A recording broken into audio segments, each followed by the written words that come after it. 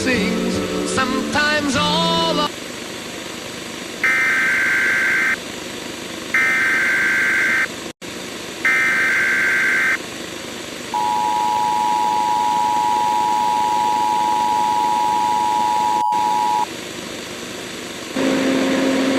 Winter storm warning in effect from 5 p.m. this afternoon to 1 a.m. EST Friday.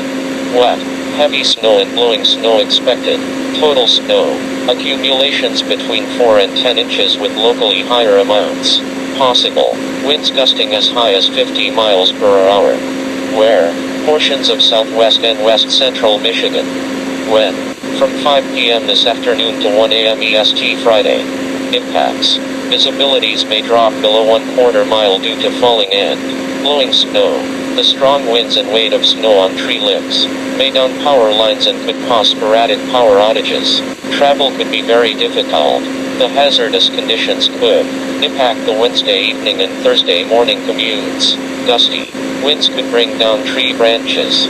Additional details. Snow squalls will impact the Wednesday evening commute with visibility rapidly falling below 1/4 mile and rapid changes in road conditions including the I-96, I-94, US 131, US 127, and I-69 corridors.